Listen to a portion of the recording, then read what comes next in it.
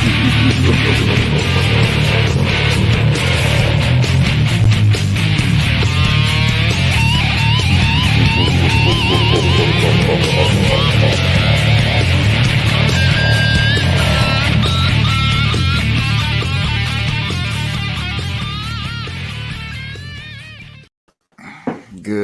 morning. Guten Tag, guten Morgen. Yeah. Guten Tag, guten Morgen. Bon dia. You know, having Germans as my neighbors. There we go. Goedemorgen. See, there we go. Now we had all languages to piss off. Yeah, exactly. Buongiorno. We're international. Yeah. International offenders of anything good. Everyone equally, don't worry. Oh yeah.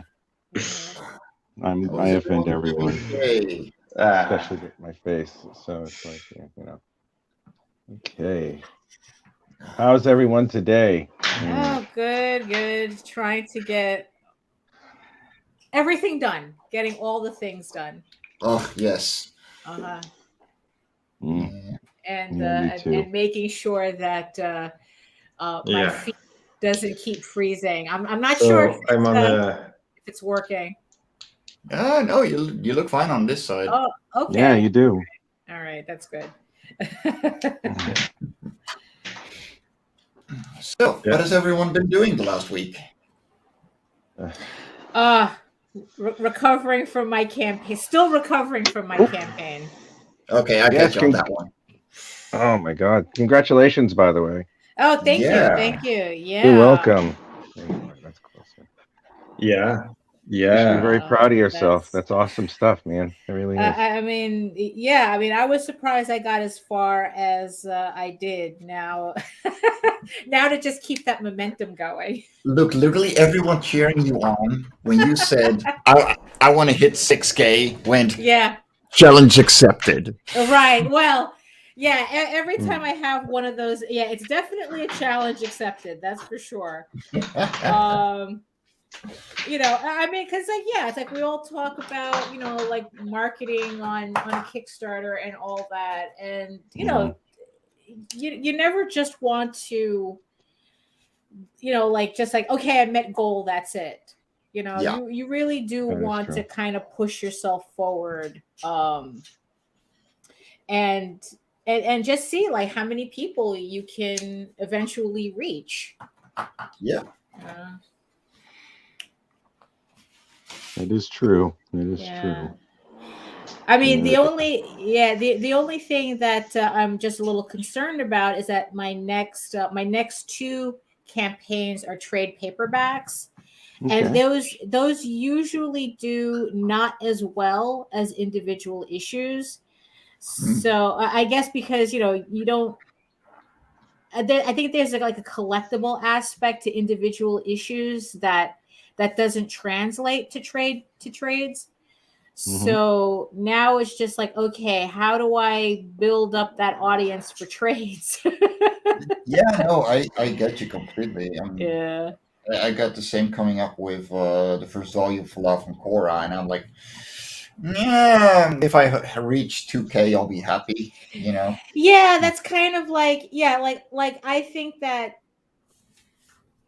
with trade paperbacks, like there's a certain limitation to it, so I have to keep my expectations really low. Like I don't expect to make 6K on a trade paperback. No, not at all. So, but I kind of think I can make 3. You could probably make 3. Yeah. That's still better than I'm doing. So I mean, you know, it's just depends on how much I push. But at the same time, though, is like I don't know. It's like I don't know why like Tall Tales is still a bit of a hard sell for me. But how come? I kind of think it's because we've been technically selling that book since 1992. Oh my God! You know, So, I mean, we Yeah. literally have tens of thousands of copies of Tall Tales floating around. Oh my god! Wow. And That's a lot of copies. yeah, exactly. So, so I'm pretty sure that has something to do with it. But Yeah. again, it's like, I mean, there are people who like the new format. So, there are people who like to collect different formats. So yeah, it's just trying to find the audience, which I think is like the toughest part. And it's like, it's so easy to kind of get into like that funk where it's like, oh, I suck and nobody wants my stuff. And it's like, no. You have to find them. They're out there. Yeah. If some dude at Netflix can sell 5 movies about sharks and tornadoes, there's an audience for your work. Exactly.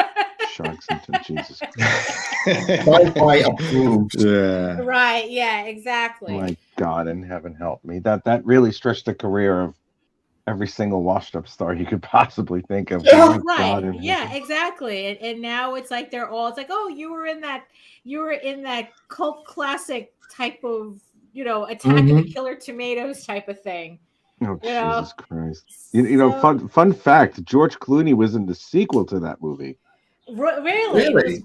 Yeah, Return of the Killer Tomato. Yeah, he was in Return of the... That was his first film, Return of the Killer Tomatoes. Yeah, Return of the... I'm like, my God, man. Well, Sylvester Stallone started a porn before he hit Rocky. Yeah. So I'm like, wow, man. All right, well, there you go. Gotta start somewhere. Yeah. I suppose so. Gotta make for a living. I don't want to sell my body. Well, I mean, but isn't that what acting is to begin with? Like, isn't that just like Hollywood in general? You're selling your body. It's just that for some reason, it really actually is. For some reason, porn just has a lesser reputation. It's just lesser clothes, lesser inhibition. Yeah. It's an unappreciated genre. It is a very unappreciated genre. It is. Yeah. There should be more of it, like all over the place. Are you kidding me? There's plenty of it. More parodies or whatever. I'm not watching any of it right now, man. I'm too busy drawing. I mean, that's later. Well, yeah, exactly. Short of making it myself, it's like I'm too busy. Nice. It's like, I don't have my right. I have my and for all you, exactly. And for all you weirdos out there, I mean that I draw furry porn, not that I do my own amateur porn. So calm down. Disclaimers. Disclaimers, absolutely. For a minute, I thought you said dick slingers. I was like, wait, what? What the hell? Look, I'm usually the one who's like the filthy one. Now I'm like being a little bit quiet about things, and like I hear that, and I'm like, what the hell? Right. Oh my God. Well, the problem is that you imagined hearing that, so you're still the filthy one. Oh, I'm definitely the filthy whore without even thinking about being the filthy whore, because I revel in filthy whoreness. That is who I am, the filthy whore. Oh my God, I miss talking to you guys. Oh. Man. Oh boy. I like where this is going. I have no idea. I'm getting represented twice in this stream because Mike Jimmy is inking one of my pieces. And I'm so and I mean I inked this piece. It's one of my Divine Portrait series. This is Ishtar, and my wrist was so angry at me after I was done with that piece because it's like I was trying to do all these George Perez curls. Oh God, help you! Yeah, exactly. And it's like, oh, this is why George Perez is the OG, because he was doing this in every panel, and I'm just doing one piece, and my wrist is like going, the fuck you're not. Yeah, it's up there. Yeah, he's I'm not gonna he has always been the gold standard. Him and John Byrne. Yeah. Him and John Byrne. Yeah. You don't get any better than that, really. You know, I So mean what- Kirby maybe, but you know, it's like you don't get any better than a The lot of Buscema those brothers. guys. Yeah, So- I mean, The I Buscema think brothers. We have those. yeah. I think that you could always tell, I guess, like the status of an artist by how many people try to copy them, to imitate them. And you notice that George Perez is one of these artists that not a lot of people try to imitate him. Very rarely. I Because they only can't. know like Phil Jimenez, I think, was the only other person that I knew that could like copy George Perez down to everything. And yeah, and I think that's telling. That's telling. It is telling. It's very telling. So just FYI, the original image that I managed to pull off of Facebook was like 480 by 600 something pixels. So this is blown up to 11 by 17. I'm like gonna have nothing. a hard time reading this thing. You know what's funny? I drew it and I had a hard time reading it. Well, there you go. It's funny. 15 years ago, that's like 15 years ago, 480 by 660 is a huge file. Yeah. Oh yeah. Remember those? Yeah. Yeah, it would crash your computer. It's like, God damn it! I can't upload all of this all this text. This 52K. I know, right? What the hell, man? I can't upload all of this in time. It's going to take me 20 minutes to watch a 5-minute thing. Damn it. And it's like you keep playing it and you're like, okay, it's advancing a little bit. There you go. Right, yeah. I mean, so, all right, it's at that part. Yay. Estimated time taken 100 years, 45 days. And oh, yeah. All right. Yeah. Oh, those were the funniest things. Oh, yes. I actually got one of those original Mac Minis from like 1999. Oh, wow. It's like, what was it? 80 something megs of RAM. Yeah, like it holds. Like Jesus Christ, I have files bigger than that now. Yeah, exactly. I'm like, ugh, what the hell am I doing to myself? My average page is bigger than that when I scan. I'm not surprised. Oh yeah, definitely. Well, you're above average, Mike. You should know that already. I mean, all the ladies know it. Yeah, I said it. I said it. Now, if only I wasn't single, that would matter something. Magic Mike. Magic Mike. The ladies only want you for your file size. I know. Oh, yeah, you can download so much in one shot. Oh my god. I mean, it's you know, it's the whole thing that they say that your cell phone is more powerful than the computers that sent people to the moon. Yeah, you know, that that's freaky as hell. Yeah, it really is. So I can like crash a moon landing or something. Yeah, that's weird. Right, exactly. Like, haha, you Russian bastards there. No, you dead.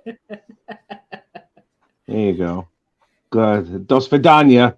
Right in the Mayor Cunningham friggin' crater thing, whatever it is. Right. Mayor Cunningham. No. I don't quite think that's the name of it. Well, it's something. It's Mayor something, I know. Yeah, and mares are usually something. Like girl horses or something like that. So I'm like, man, I can't call a horse a bitch because you know that a bitch is something else entirely. Right, exactly. You know, so I'm like, what do I do? I'll just call it a mare. That's all. You know, and just you know, keep drawing Warlock like I am right now because I fucking hate Warlock. Because he's doing a million things at once. I'm like, Jesus Christ, Warlock, what the hell's the matter with you? God, it is so good to talk to you guys again. It is good to talk to you again, sir. It's been too long. Yeah. You got the band. It has been way too long. We got the band back together. Yeah. Oh my god. Getting the band back together. Yeah. No, it's been a strange couple last 2 years. Yeah. It has. It has its moments. Yeah, that's like for sure. None of them. Like none. Right. It's almost like, you know, like 2 years was really truly just wiped out of existence, and I'm like, well, that's good news.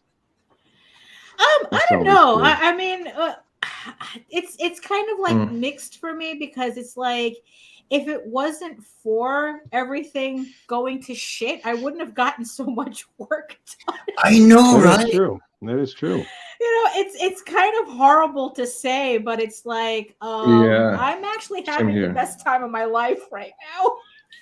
Honestly, yeah. Well, yeah. Well, you find out a lot of things about yourself when all of a sudden Yeah. it's like, okay, this is what you have to do. Right. Yeah. And you're like, wow, man, this is like really effed up. What do I do next? And it's like, Right, oh, okay, yeah. I get it. But yeah, no, this is Go ahead. I'm sorry, Daphne. Please go ahead.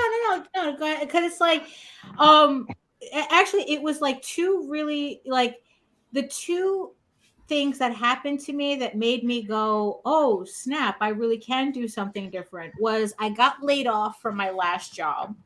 Mm-hmm. Like I got laid off in 2013. Yeesh. And I haven't looked back since, because I go, you know what, I'm gonna do art full time. I'm gonna really make it work. And then the pandemic hit, and then that was like, okay, time to get all these projects. It's time to make a decision on these projects that I want to do. Yeah. And here we are. It's like, yeah.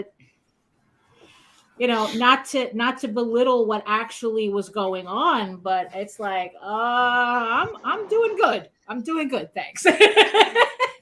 Yeah. No, that's good news to hear, because it's like, I'd rather hear something along the lines of that than it's like, okay, I had a X, Y, and Z relative die as a result of them not masking up, or right, yeah, or like, don't go to that Trump rally, whatever you do. Right, yeah, it's Yeah, I mean that we've all had a lot of close calls. I mean, I spent all of November 2020 with COVID. And that was do not recommend. Absolutely do not recommend. I wouldn't think so. Right, I got I'm how was that? I mean, I have yet to get COVID. Now that I said that I'm going to get COVID, but right.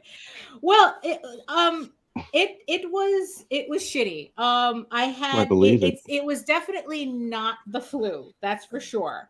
No, it's not the flu. Yeah, I spent the entire time with extreme fatigue and body pain. So it's like I wanted to sleep, but my body hurt too much to let me. Yeah. So, okay. And I tried to act as normal as possible as I could during that time. And what I was doing, like I was still doing live streams, but it was literally like this. It's like I would wake up. I mean, I would, I would wake up just long enough to do the live stream and then roll back onto the sofa. Wow. And then just sleep for another 14 hours. I mean, that's like I was saving up all my energy just to do live streams. And then, so that it seemed normal. And then, but it wasn't normal. It wasn't. And it's just like, and it took about a month for me to finally clear up. And it was just like, it was such a drag. Imagine just staying in bed for a month. That's literally what I was doing. It's either from a bed or it's like I would like get up just enough to feed the animals and then just stay the rest of the day on a sofa. Oh, so funny you say that. When I was 17, I had Fiverr. And that is on immune disease as well. So I spent the entirety of my 17th year, 16 and a half to 17 and a half, just laying in bed doing nothing. Wow. Because I would literally fall unconscious on my way to the toilet. Oh yeah, I've had that. Yeah, I've had that almost happen. There was one day where I literally couldn't open my eyes. That was the scariest shit. It's like I was literally walking around my eyes closed because my body was so fatigued. It's like, nah, we're not even doing that. Yeah. And I still had to get stuff done. And it's just like, yeah, that was really scary. I can't even imagine that. That's horrifying. Yeah. Yeah. Mhm. So the worst part I'm was very that. happy that you came through with it. Yeah. Well, I'm just glad I'm not paralyzed. What happened to that other guy? What was his name? Luke Stone. What was he in? Like a coma for a year? Yeah, or something, he was. or? Yeah, he was in a Yeah. coma. Yeah, he was in a coma. Randy was in a coma. Good God. 75 days, right, Luke? It's something. 75, Yeah, Luke. Yeah, 76, something like yeah, that. 75. yeah. And he would have 75 been. or something like that. So he would have been doing a lot better, apparently, if it wasn't for the first doctors that he had not forgetting to give him emergency feeding, or whatever you call it in English. Right. So after 10 days, his body was fighting the virus while starving. While he was starving. Yeah. Yeah, that's. Yeah, I mean, it really depends on. Yeah, a lot of outcomes have to do also with the hospital that you're in. You know, and where in the country that you're in. I mean, but honestly though, that seems to be the case for like any treatment, that your outcomes completely depend on where you are. You know, you're going to have a much better time at Mount Sinai than you are at probably your local community hospital. Like that's kind of, yeah, it's like that. So, sometimes going to and there's the insurance. Well, that too. And there's the insurance. Oh yeah, as that too.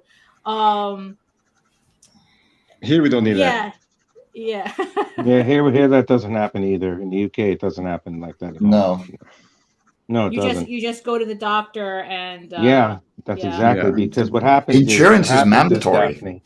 Yeah, right. What happens, Daphne, is you know, all this crap that I heard a lot of, you know, news outlets in the States, especially the conservative ones, all saying that it's like that this is free healthcare. It's the socialism. It's not free healthcare. Every single person in the UK who's working pays into it, you know. Right. And I had that. Yeah. I had that with a friend of mine when I first told an old friend of mine that when I told her I had cancer. You know, that the American doctors missed that diagnosis and the British doctors did not.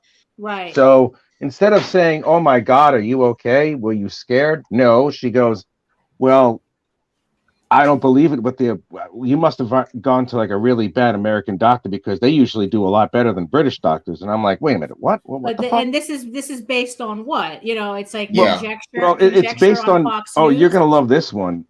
She bases it on this. She goes, I go, well, yeah, the NHS pretty much saved my life so far. Right. You know, let's hope I survive this. First off, that's one thing.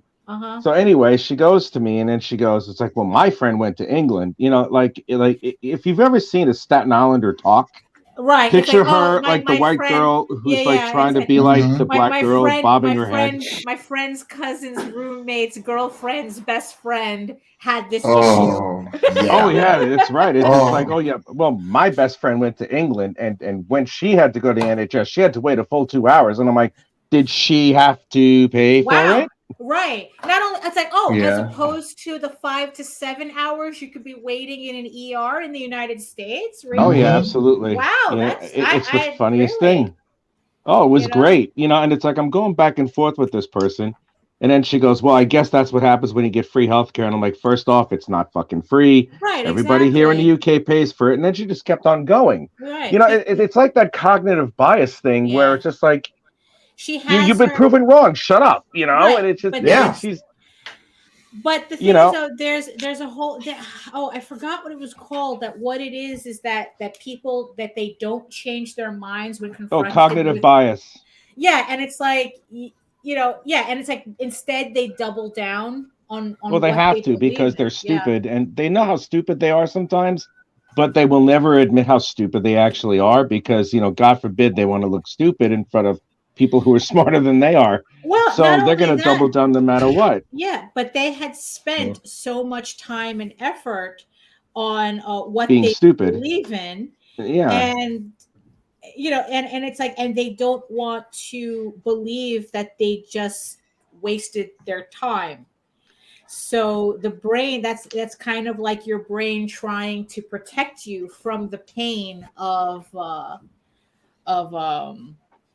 Now, everyone, we have been joined by Shelby. Because I'm hello. not allowed to work. Hello, Shelby. Hello, Shelby. Watch what happens when aliens finally show up, and then it debunks everything about how God and Jesus is the only thing around. Well, Good luck. Here's here's the thing, though, because here's the stat that lives in my head rent free. So she talks about, but like socialized, but it's socialist and socialized medicine. It doesn't do anything for everybody. Well, here's the funny thing.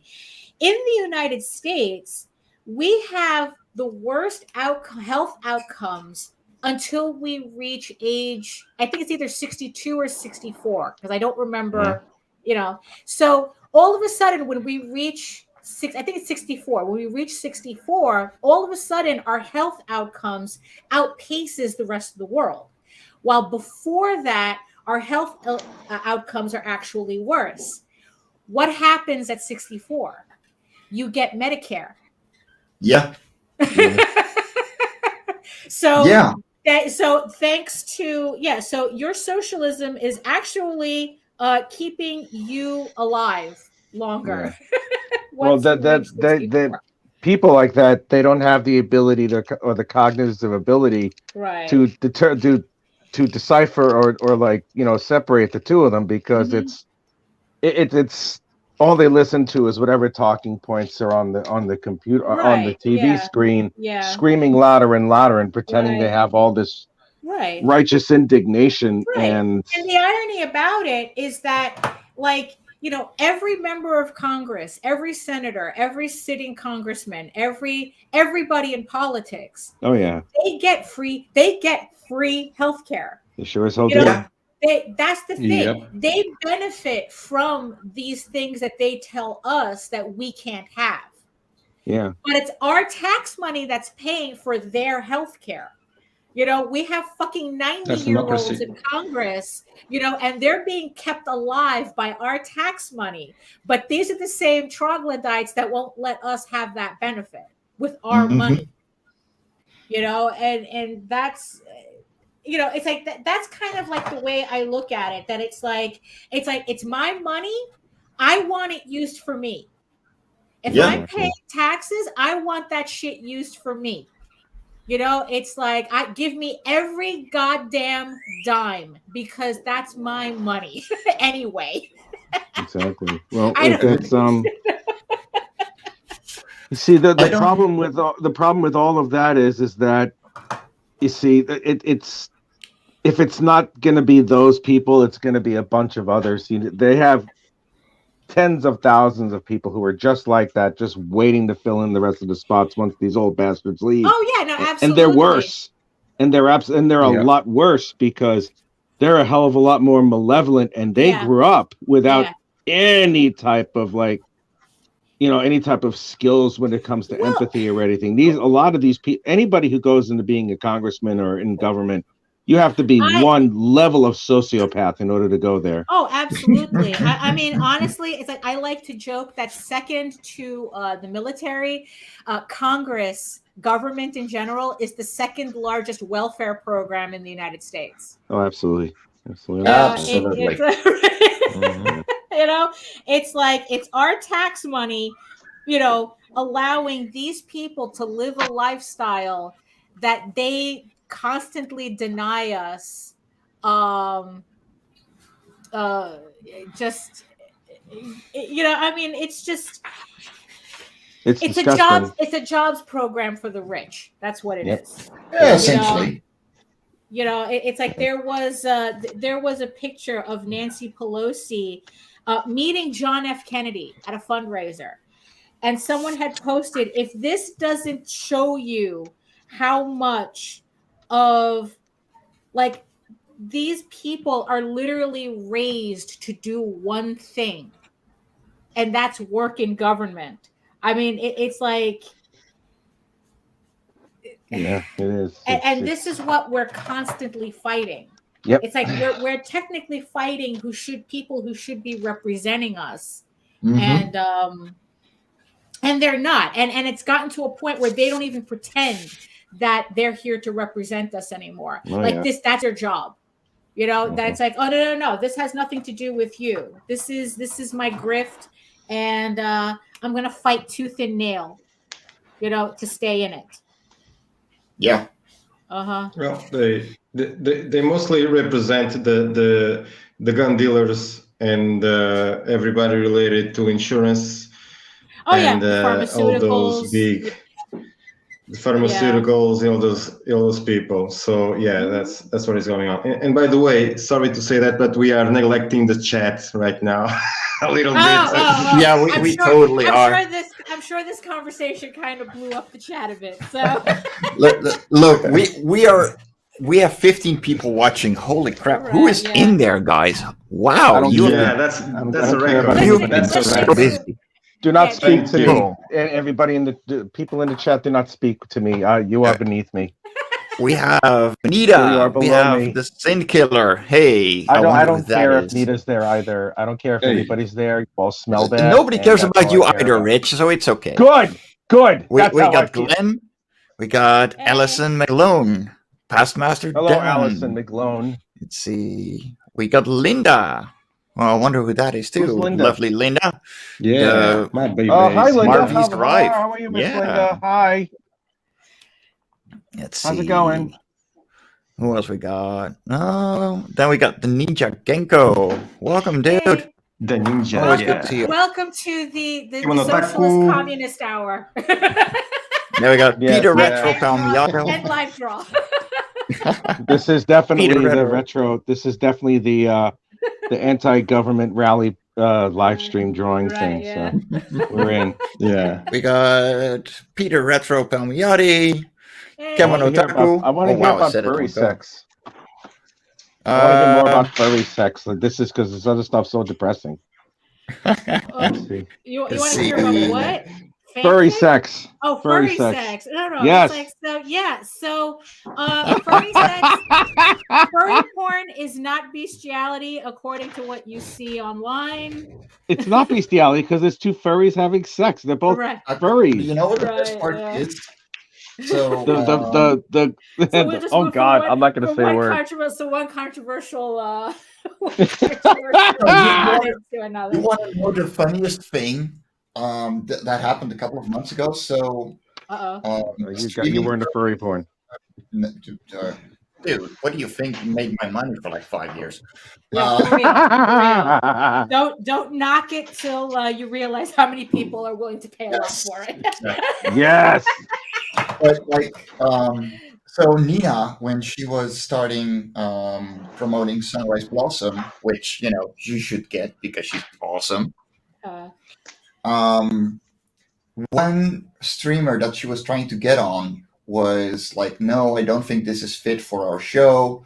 And she was like, okay, but what exactly doesn't make it fit for your show? And they replied with, well, the bestiality stuff. There's no bestiality in it. There's no bestiality there. And I'm like, dude, are you kidding me? Man. I mean, I just find it funny how so many people just seem to be like very against like just furry art in general. But then when you kind of like scratch that surface, that it turns out that they actually like a lot of furry stuff. It's just that again, the whole they compartmentalize. They compartmentalize that. Well, whatever the word is, they kind of like, okay, well, that's not furry. That's not furry. That's not furry. It's like, because I remember I was at an anime convention, and this girl, I don't know, this 16, 17-year-old, who knows? They all look like babies at anime conventions. They are babies after a while, yeah. Yes, and they have no money in their pockets. Right, and the girl was in like full like bondage themed cat girl outfit. You I mean, that's repugnant. Oh yeah. And then it's like she comes up to my table and she starts poking at my stuff, and then she goes, "Oh, I hate furries." Like she just outright says that, and I'm looking at her, and it's like, and it's like when you kind of like you can hear yourself blink, type of, and that's kind of like, and I'm staring at her, and it's like, did you look in a mirror before you left the house this morning? But okay, and then my stuff is different. It's educational. Yeah, exactly. Oh, but it gets even better. She turns to the person sitting next to me and freaks out. And she goes, "Oh my God, you're my favorite artist." And you want to know who the artist I was sitting next to? He was the guy who was drawing Sonic the Hedgehog for Archie. Oh, fuck's sake. And it's like, wait, what? What? Can you explain that to me in English again? I mean, so it's like, wait a minute, I'm the dirty furry chick, but you're the one in the bondage cat girl gear, almost glomping on the artist for Sonic the Hedgehog. Oh God! But I'm the nasty one. One of my favorite ones.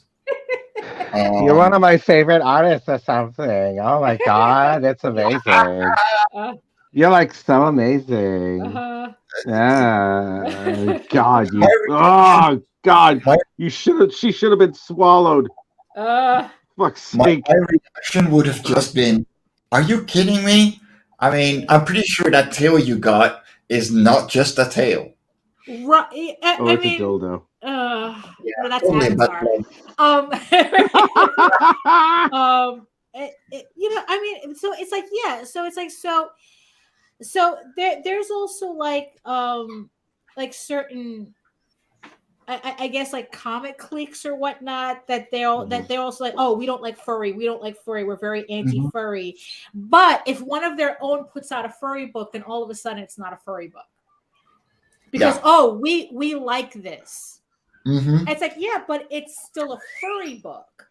Still no, it's different. It's different. Yeah. It's like, you have nothing but animals in this. Oh, but that's different. That's different. You're doing nasty furry stuff. Yeah, no, it's just so I think that kind of that's kind of why I have a hard time with tall tales sometimes. Why? Because people look at it and like, "Oh, is that furry?" And I go, "Well, what does that mean?" It's like, it's not furry, it's anthropomorphic. I don't understand why people don't get it. And I think, and it's like, look, I understand the fandom itself has a really questionable reputation even now. I mean, I've seen the Polaroids, so I understand. But the thing is, though, is like, you go to any comic book convention, and I can guarantee every so-called straight-laced artist there who's worked for Marvel, they stopped counting how many commissions of a naked Wonder Woman they got paid for. Oh yeah. That's kind of that after a while. It is. Yeah, it's like, right, but it's like, last I checked, they weren't getting shit over that.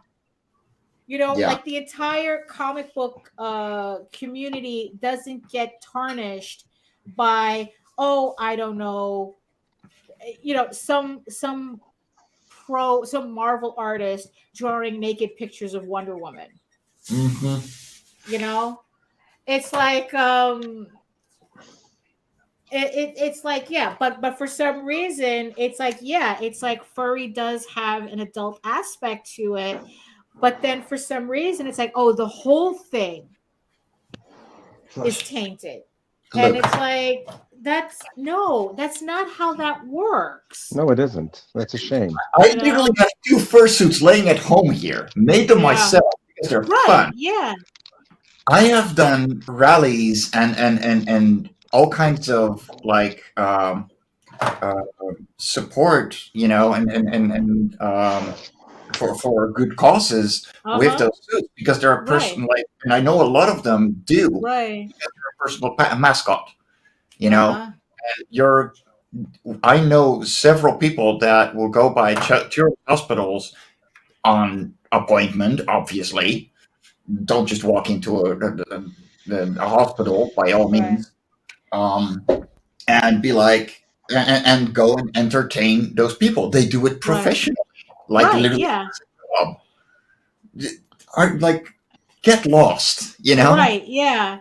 Oh, and Patrick, yes, it's like the Polaroid reference was very deliberate because they were Polaroids. So it's like, I am very much dating myself, but that's what I was looking at. I was looking at someone was showing me Polaroids of a plushy sex party at a convention, and it's like, oh, lovely. I mean, yeah, I can relate. Not directly on the Polaroids, but I can relate. Yeah. Yes. So what did you do last weekend? Well, nope. No. I went shopping, and, right.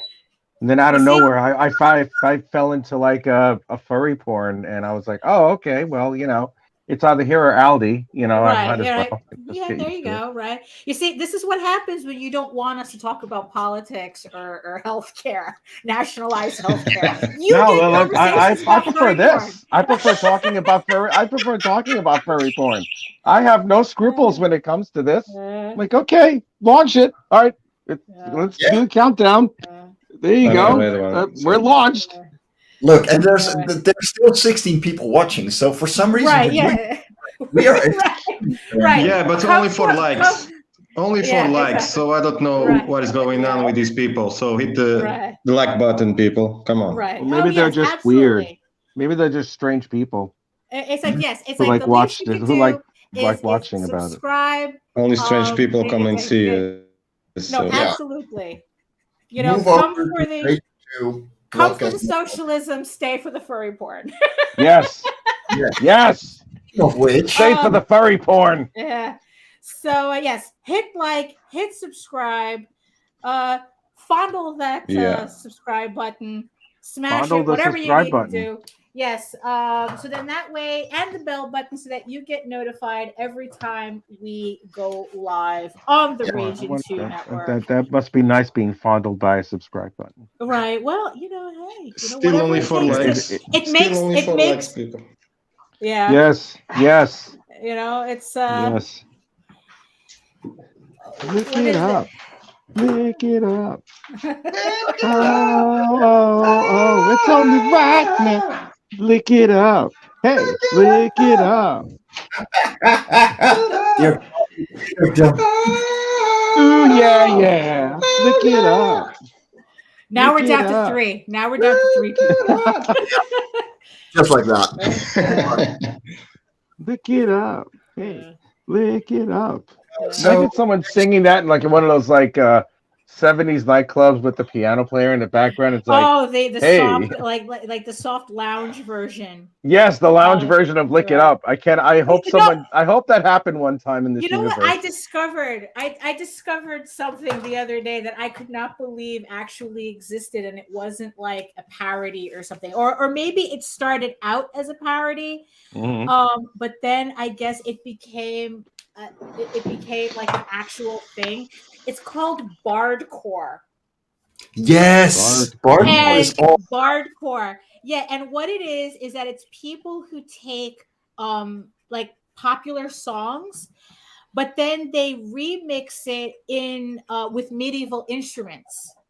So I was listening to an entire playlist. That sounds really good. Yeah, I was listening to an entire playlist of Eminem songs done medieval style, and it was like, I can't even say it was the funniest shit, but the thing is, though, it really made me sit there and go, you know what? It's like, if this is the soundtrack to Eagle Raven. I would be that corny that I would like take like real like modern songs and do bardcore versions of it for an Eagle Raven soundtrack.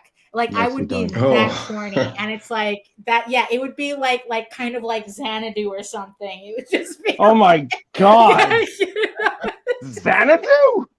That soundtrack bops, man. It does. It's like no, I had forgotten. It does. All right, I admit it really does. That soundtrack is to Xanadu. Oh yeah, it is. You know, you can't really. Yeah, it's Have you've seen Xanadu? Have you? Oh, absolutely. Oh, Jesus Christ! Oh, some girl I was dating in high school, who I got together with 30 years later. You know, before I moved here, way before I moved here. She loves Xanadu, and she forced me to watch all of Xanadu all over again. Wow! And I'm sitting there, and I'm not going to go into details after, but. You know, because I consider that compensation more than, you know, just like it's time lost out of my life. It's 2 hours of, you know, Michael Beck and Olivia Newton-John smiling at each other all the fucking time. I'm just all right. I swear that my only regret was I never got to see the musical, the stage version of. Wait, there's a stage version of this thing? There was a stage Holy version. Shit. Yeah. Oh my God in heaven! Yeah. I thought you were gonna tell me you were gonna get. You said there's a Snyder cut to Xanadu. What the fuck? There was a musical version, a stage musical version of it that was going around for a bit, and I never got to see it. So that was my only regret. But yeah, Xanadu's the bomb, you know. And it's like, and it's like, and I would be so corny with it, you know. It's like because someone had asked me if I would do like if I imagined like if I were to do like a musical opera for Eagle Raven, and I go, dude, I just listened to the Xanadu soundtrack. Do not ask me that question right now. Do not tempt me. Yeah, exactly. And that's the thing too. So I was listening to Eminem as bardcore Eminem. Jesus Christ. And I was like, going, you know what? I think that's kind of like the beauty of what we do. You know, that we can create these worlds and whatnot, and do whatever we want with it.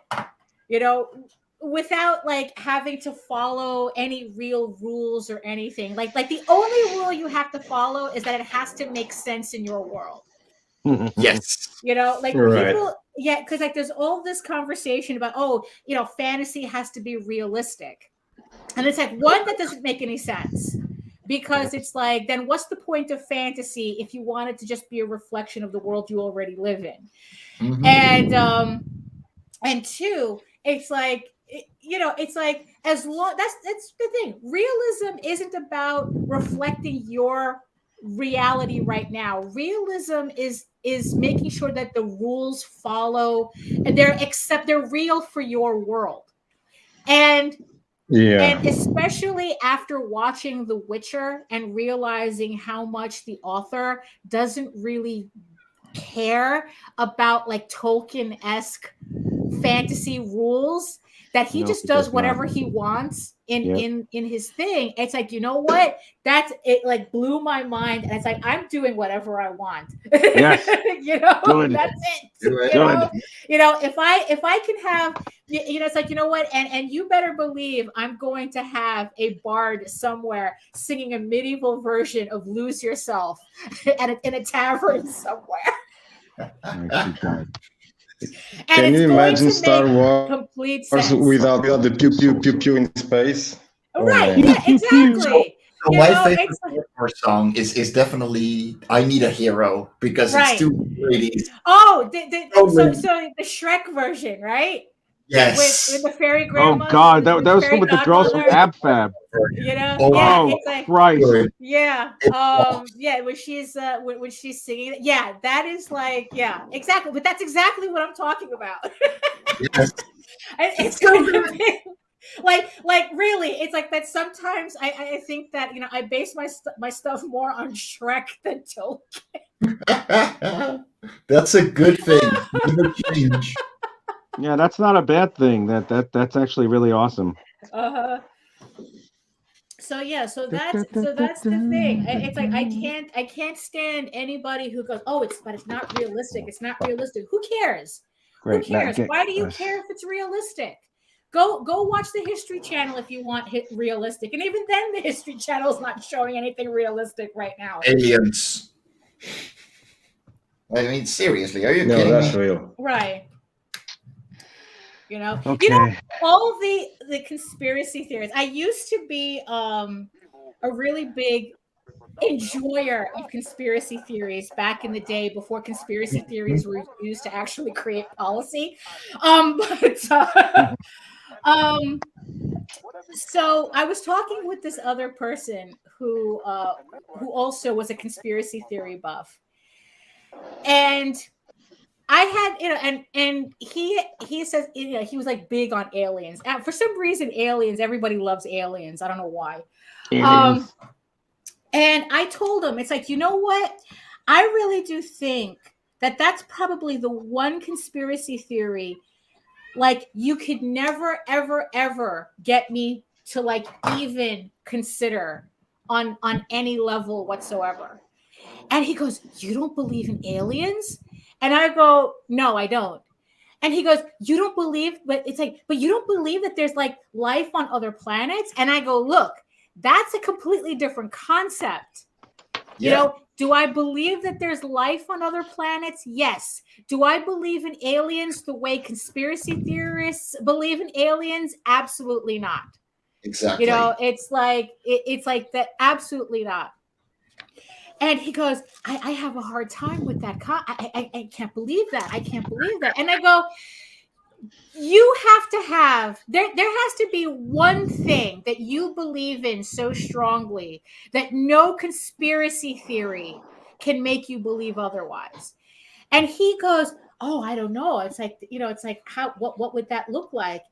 And then, and I go, you're Catholic, right? And he goes, yeah. And I go, okay, let me drop this on you. And I told him the entire conspiracy theory of how Catholicism is really an kind of like a false idol religion based on Babylonian demon worship or something stupid like that. Pagan. A lot of it's pagan ceremonial shit. It's like, no, this is even beyond that. That it's like, that it's like, that is all, it's like, it's kind of similar to that, but it's not like the way, Catholicism or Christianity kind of like took over pagan religions. This is like pretty much saying that there is no Jesus, there is no Virgin Mary. Everything was just a creation from these Babylonian gods and goddesses that you guys got tricked into worshiping. And he got this look on his face and he was like going, no, you're right. True. That's it. He goes, yeah, that's the one I wouldn't believe. That's the one I wouldn't believe no matter what. And I go, you see? And that's why I don't believe in aliens. That is beautiful. Nicely done. Nicely done. So yeah, what were we talking about? I'm listening to Xanadu right now because I got Xanadu on the brain now. Fuck. Yeah, no, I forgot as well. Don't worry. I actually have a subject for today. A subject. Okay. Yeah. So, since last week, I've been in the Discord server for a long time with semi-professionals and professionals. I never really talked in it until last week. And I got to talk to a couple of new creators. And I was like, okay, so you want to... there it is. Don't give me that copyright strike, for fuck's sake. Yeah, okay, all right, let me turn it off. I'm sorry. Fuck. All right, give me one sec. Yeah. Quick, everybody talk over the music. Okay, there. Okay. All right, there. I didn't think you'd hear it. Holy shit. Yeah, I'm sorry. No, I swear, no, because what it is that YouTube uses bots, so they hear everything. Yeah. I mean, that's how the OG lawsuit started, with some woman getting sued by one of these major record labels because she was showing film of her baby dancing to Prince. Oh God. Yeah. And they sued her for for violating their copyright. And it's just so don't mess with the bots on YouTube. All right. Well, if anybody's okay with it, I'm gonna put on some royalty-free porn music. If that's okay with you. Yes, as long as it's royalty free. Yeah. Let me find some royalty porn music. Royalty-free porn. I've actually played it a few times. It's actually really good. Okay. It's very grimy 70s, ugly, disgusting, nasty. Right. Anyway, so I got into the server. I got into a voice call with a couple of newer creators, and they were like, "Okay, I don't know where I'm going with my art. I don't know what I care. What really pulls me in, what makes me keep coming back." Right. What am I hearing now? I think that's Rich messing with his radio. No, this is the porn music I said. Okay. All right. Anyway. Oh my God, it sounds like it. I asked them, where do you want to go with your art? Like what do you love to do? What do you actually want out of it? If you just want to be a hobbyist, that's fine. But some were talking about making a graphic novel. Some were talking about doing an art book.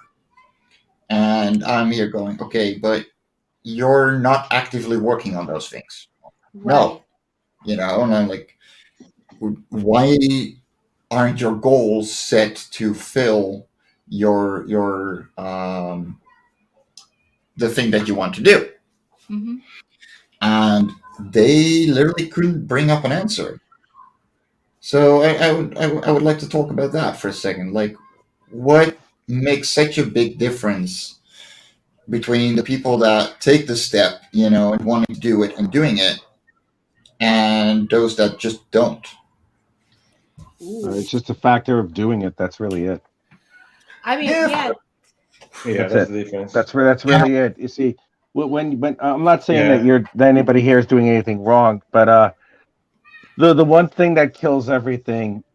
There's two things that kill any type of ambition. One is confirmation bias, which means that if you keep talking about how you're going to do something really big, you're going to automatically think that you're on your way to doing it, and you're going to hesitate when it comes to certain actions that you need to take. The other one is just hesitancy and what people are going to think if you decide to pursue that avenue or endeavor. And that's one thing that I will say that I never followed through with anybody around that like that, because if I did, I wouldn't be at Marvel Comics or whatever the fuck I was going to do, because all people who see something that they can't do, when they see someone who can do something that they cannot, it frightens them because it's something that they cannot do and they cannot relate. So therefore, right around that time, what they do is they either are afraid of it, or they try and attack it in some way, like trying to infantilize it or make it sound like you'll be drenched in poverty or something, or whatever it might be. It's really just taking what you want to do and really literally just doing it. Who gives a damn or rat's ass about what anybody really thinks about your choice of what your life is going to be, because they don't have to live your life. You have to live your life. And if they're unhappy with theirs, that's on them. Yeah. That's the best thing you should do. Just take it and then just go with it. And I just, if there are factors that you have to take into consideration, yes. I do have a full-time job, but the reason why I have a full-time job, because I want to have a little bit more money in my pocket, and I got to save up for a visa so I can stay in the UK. Mm-hmm. But the point being is, it's like, I also like working full-time as well, and if I could do my job, if I could do what I love to do, which is right here at the same time, while being comfortable, okay, that's fine. It doesn't stop me from doing anything. Yeah. Mm-hmm. The one thing that you have to make sure of that you do not allow is to be stopped. If it's really just a matter of will. It really is. Just do the damn thing. If you really want to do it, do it. Don't go on Facebook and say, "Do you think I should draw this?" Fuck yes, draw it. Yeah. Should I write this? I don't know. I was thinking of doing this. I need approval. Fuck you. If you need approval, then you suck. Goodbye. I'm sorry. No, I don't have mercy for people like that because it's like you have the world at your fucking fingertips and you don't know what the hell you're gonna do. I'm sorry. You literally have everybody here, regardless of what anyone thinks, that literally has the world on their fingertips. Literally, especially now. Over. Yeah. My God, I miss this. The hell with everybody else. That's the truth, man. The hell with everybody else. Because they're not going to give a damn if they decide to do something. And most often, a lot of things that that people do are really shitty and sucky. And it's like this is the only thing that they have. Yeah. You see, when people only have certain things, and again, like I said, when they see someone who has any type of talent, like you, Daphne, or Mike, or MarV, or anybody else that we know who does anything that we do, they look at it like it's like they're afraid because like how can I possibly relate to you? Because there's nothing that most other people cannot talk to us about anything in general. Like aside like the conversations that they would have, it's like people who are just normals, if you really want to put it that way. We'll talk about how Darryl Strawberry would hit a 480-foot home run at Yankee Stadium and talk about it and the angle about it for about an hour. I'm like, yay, okay, that's good. Who gives a rat's ass? But they do understand fandom. But they do understand what a fandom is. Oh yeah, well they understand what fandom is. They do understand what fandom is, but that's not the thing. What I'm trying to say is that if people cannot relate to someone who has an unusual gift that they're not used to seeing, it's foreign, and a lot of people don't get it or understand it or cannot relate. I mean, whenever I'm drawing, if I ever draw on the subway, all right, it's like, oh my God, you're so good. I can't draw a straight line with a ruler, or oh my God, my brother draws and he's really good. It's like you're trying to relate, but that's not how you relate, and because they can't relate, there's automatic avarice towards whatever goal it is. Yeah, and that sucks because it's like we're just normal human beings like you, and we could just draw shit. That's it. Well, or even worse, it's like it's either they show avarice or they try to glom onto you somehow. Like, so instead of doing the work themselves, they're going to try to steal your shine. Oh yeah, and not absolutely. and not do anything for themselves, but somehow being associated. They're more than happy to exploit being associated with you, but they're not going to do anything themselves. Oh yeah, no, that ended a bunch of friendships. That ended my friendship with the godfather to my daughter, because as soon as when I was at Marvel, I hate saying it that way. When I was a working professional and I had a little whatever little tiny bit of notoriety that I thought that I had, or whatever the hell it's going to be, it's like that's the only time anybody would ever speak to me. Right. Yeah. But again, it's because they want a piece of your shine. Yeah, they want that fame. They want that. Yeah. They want that clout chasing. And this is the word that too, it is. And that's right, exactly. And that's the thing too, because what's important to your story is mentioning that you were working at Marvel at the time. Yeah. Because people know what Marvel is. Yeah. So all of a sudden it's like, oh, that's important. That sounds important. So then that's why I guess he started like you said, it's like they now they want to talk to you, like you could do something for them or something. Yeah. But even if you could mean something. Yeah. It's kind of like, oh, I knew him when he was working at Marvel. Whatever stupid bullshit, grade school bullshit that is. And then they pass it off like it's like their ambition to do what we were trying to do. Right. And it's like they live vicariously through that, and then they gain some sort of like notoriety as a result of, oh my God, I know someone famous. I'm like, you don't know anybody famous, right? You don't know anybody, right? Exactly. Yeah, you know nothing. But the thing is, though, in the end, though, it's like I mean, yeah, the difference between us and them is that we do it, Yeah. and they don't. And it's honestly, it's like that. It's that simple. It's like, if you want to write a novel, write a novel. If you want to do a write the graphic fucking novel. do a graphic novel. If you want to draw a zine, draw a zine. I mean, it's right there. I mean, yeah, it's like everything you need to do it is right in front of you.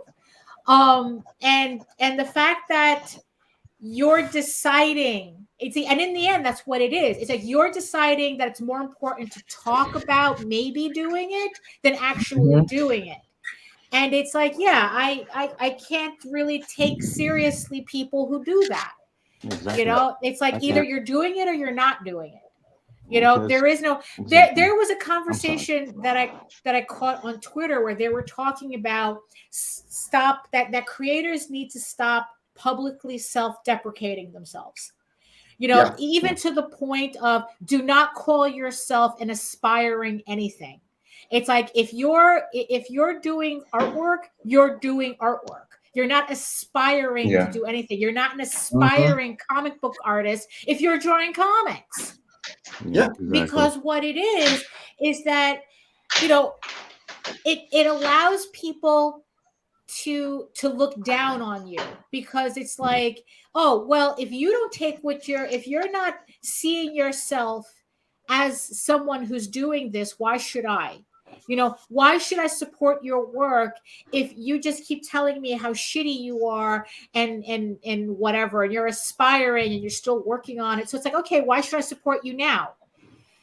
But the thing is, though, is that the point being is that, what's the difference? It's because we do it and you don't. It's kind of like, oh, my kid could do it. Oh, but they're not. Oh, I could do that. Yeah, but you're not. So it's like, why do I care if you're telling me you can do it, but you're not doing it? I mean, it's like I said, I've been doing this shit since 1992, and the road is littered with people who kept saying they were going to do it and didn't.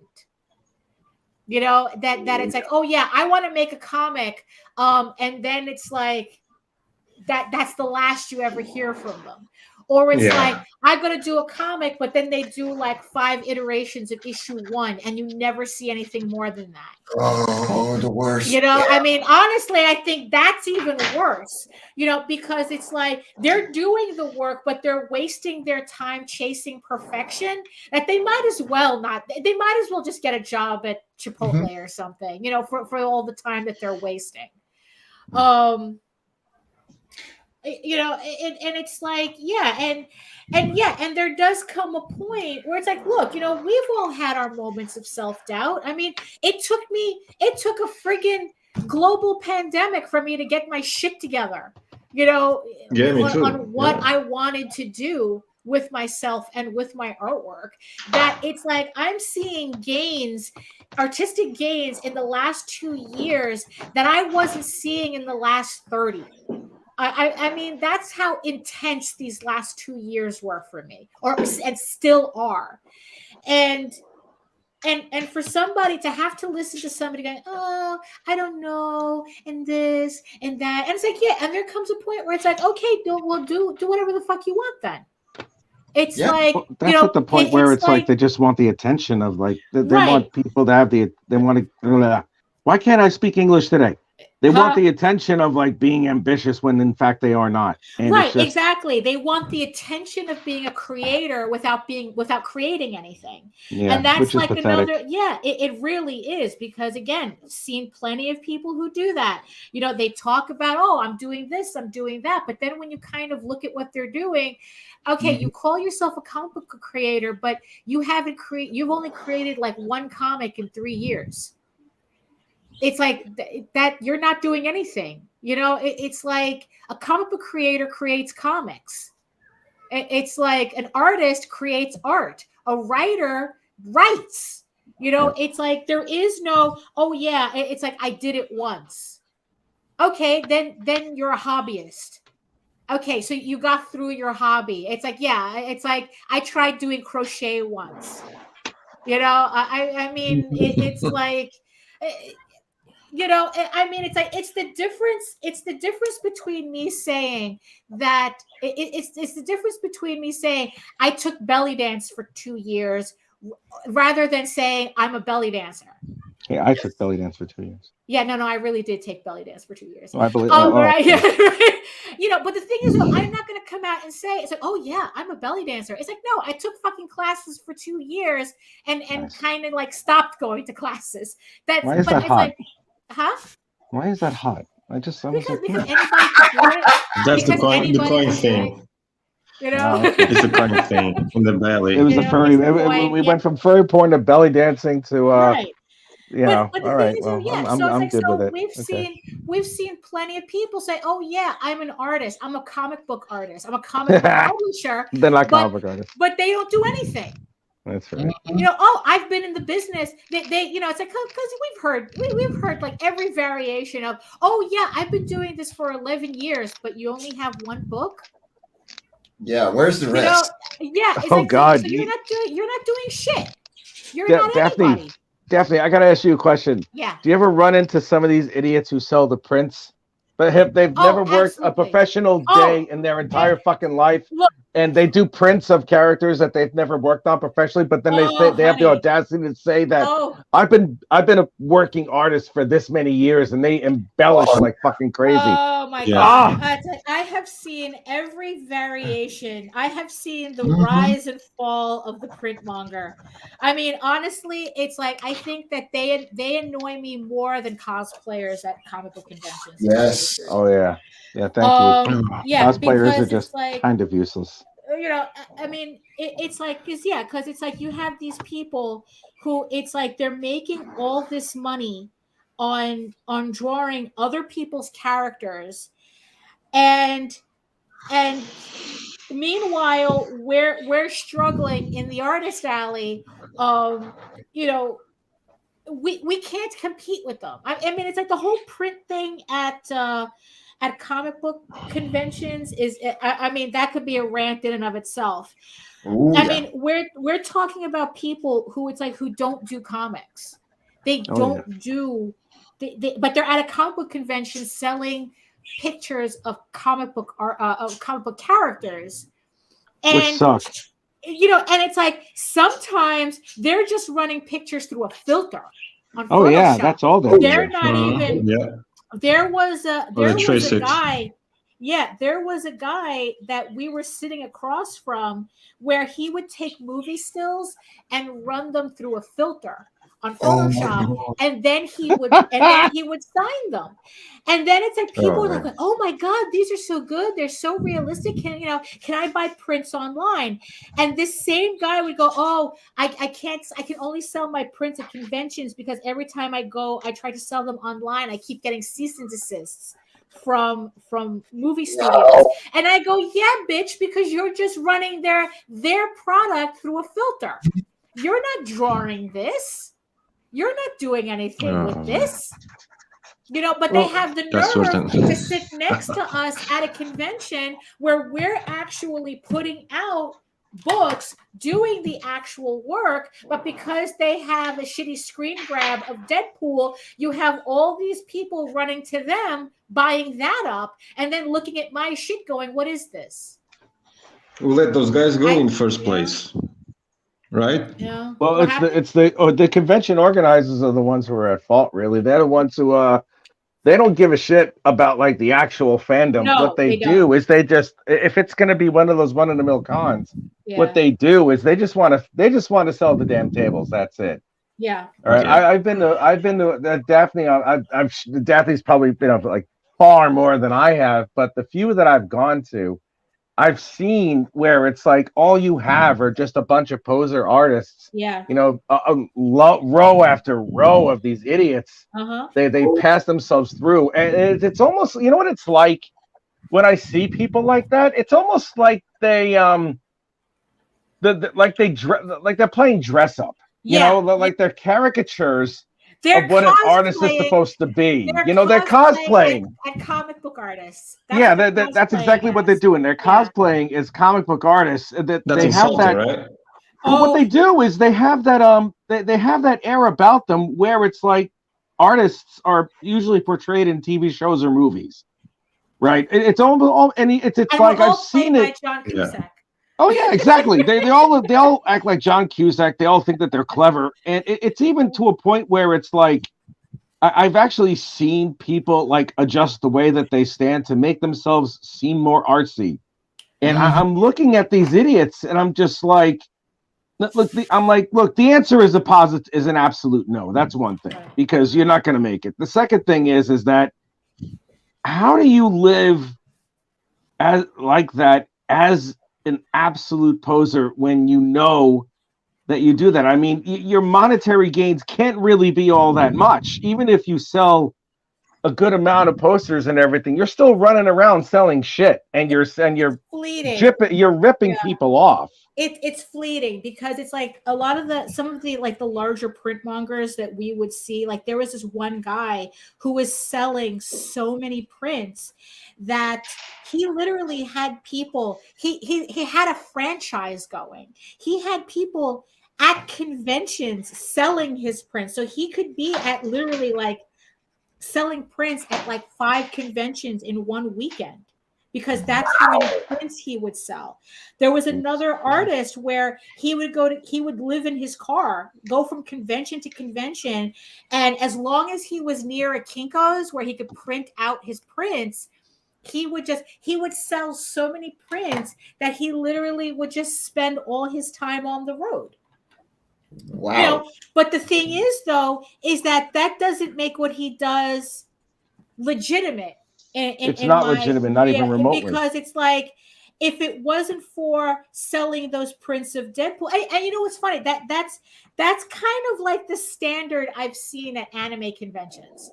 You know, where it's like you have all these kids in the artist alley. It's like where they're just selling tchotchkes and stuff of licensed characters, but they want to act like they're doing original shit. Well, I drew this, but you didn't create One Piece. That's not yours. The biggest fight that I got into online was I was in a group where everyone was kind of like trading information about where to get stuff manufactured. And lo and behold, I found out the hard way that group was mostly filled with 16-year-old anime fangirls selling shit at in artist alleys. And I had said the most controversial opinion is that if you do not have the right to an IP, you are creating bootlegs. It's like there is no gray area. If you do not have permission, you are bootlegging. And it's like, look, it's like I got dogpiled by so many 16-year-olds. It's its own category on Pornhub. I mean, it's like, it was just, it's like, no, if this, you're wrong. It's a gray area. And when you this, that, and the other thing, I go, look, honey, it's like, if you've sold this long without getting a cease and desist, you're lucky, because you got lucky. Yeah. You know, I mean, it's like that's all that is. But they didn't want to hear it, and it's the same thing with these print mongers. You know, it's like that. They're pretty much they're spending all their time making, you know, glomming on to other people's talent. And making it sound like they're doing it themselves. You know, and like I said, it's like at least cosplayers know how to sew. Yeah. At least cosplayers make their costumes.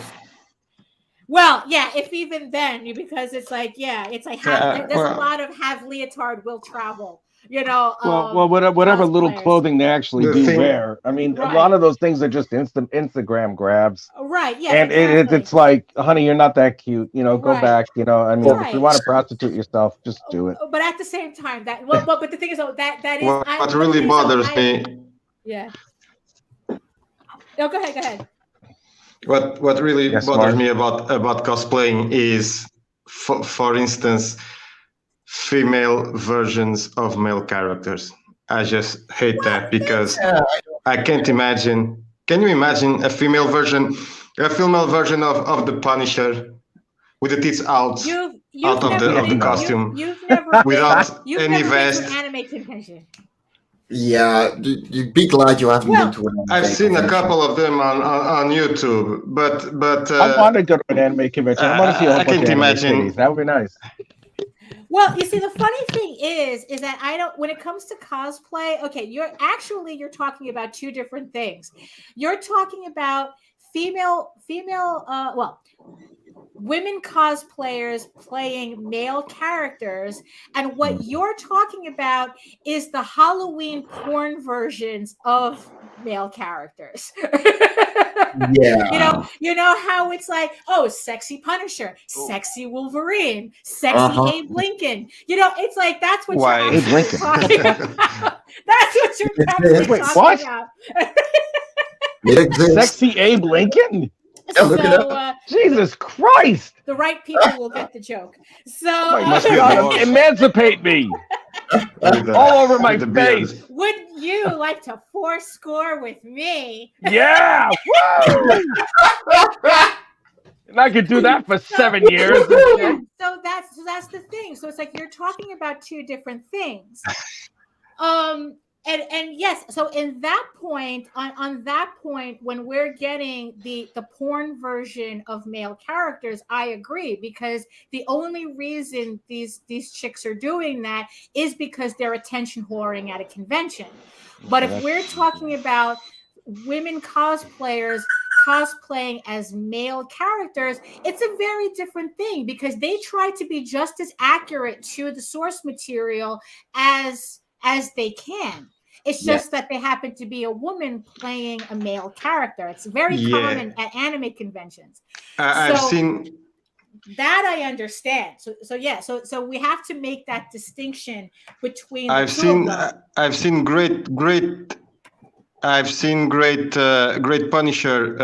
cosplayers done by women, because they were full gear, Yeah. Mm-hmm. Yeah. But because usually we don't see that. We don't see a great cosplay of the actual character. That's what pisses me off when it comes to cosplayers.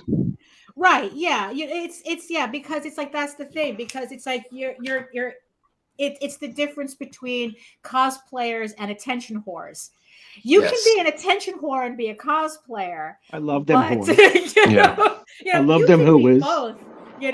But there is a difference. And you know what? And the fact that when you see them, it pisses you off, that means that you know the difference too.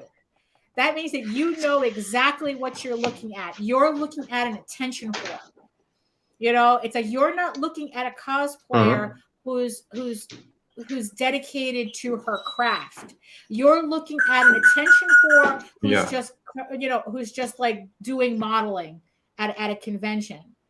Yes. And again, this is also part of what the convention owners allow happen at their shows, because cosplayers, they're easy entertainment at a convention that they don't have to pay for. In fact, these people pay to be at their convention. Oh, yeah, absolutely.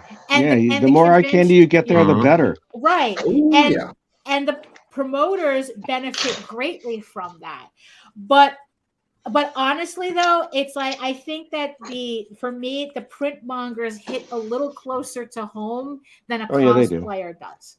They do, because the one thing that gets me, especially like the ones who, and I don't care who hears it, for some of the Kickstarter campaigns and Indiegogo campaigns that I've seen, it takes like no discipline whatsoever for what they do.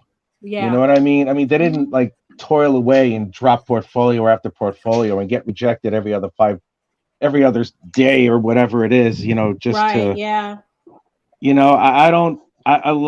lot of these idiots that I see, especially the print mongers, it takes no discipline for them to what they do. And that's true. When you pass yourself off as something that you're really not, it kind of spits in the face of a lot of people who have killed themselves trying to get to where the hell they did. I'm the least of it all. There are people that I know of who went to the Kubert School, who did all that hard work, who went portfolio after portfolio after portfolio, and they never got in. You know, and it's like the work that they put in and how much they love it and how devastated so many kids are when they don't get it, you know, and it's like then you have these idiots who copy a long dead artistic style, and the only thing you're appealing to really is the 40-something, you know, the 40-something-year-old men going on the age of 15. I'm like, you're not really winning anything, guys. I mean, it's just it's like stop. Well, especially with printmongers now, it's like what they're really going after are the people. It sounds kind of stupid saying that that the average person who goes to a comic book convention now is unsophisticated. I mean, it's comics, for fuck's sake. But the thing is, though, I remember back in like the 90s, you know, the late 90s, the 2000s, you know, where people who went to comic book conventions knew comics. They all had their favorite artists. They all had, you know, their favorite books, you know, the art styles they preferred. It's like they were there to see, like Artist Alley were artists, not printmongers. You know, it's like they were actual artists. And now it's everybody. Well, oh yeah, I love comics. I saw the movies. It's like those are two different things. Those are two different things, my friend. Completely different. Right, you know, and especially when and it doesn't help either when we also have Marvel and Disney literally erasing the artistic link to the movies, where they don't give a shit if people don't know what the comics are. You know, they really don't. It's like they just want. It's like the movies makes $1 billion. What comic makes $1 billion? No comic makes $1 billion. So fuck comics. They're going to make the movies, and that's what they want to train people to, you know, to see, to spend their money on going to theaters.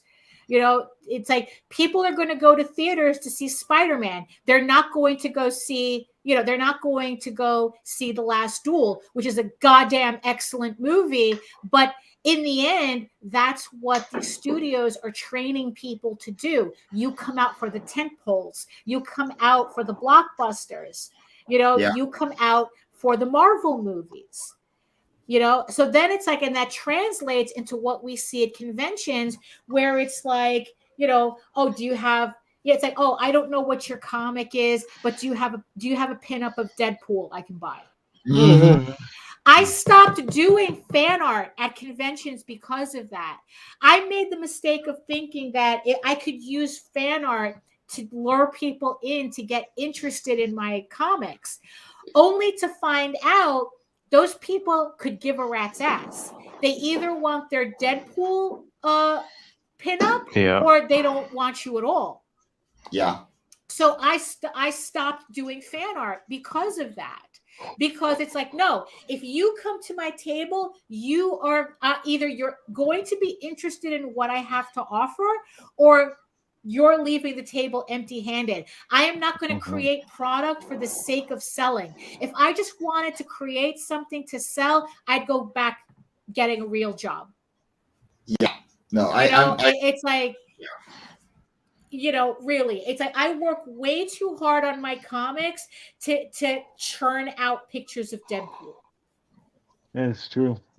This is by far the best conversation I've had in a long time. Dear Lord. Also, these are probably my best inks ever.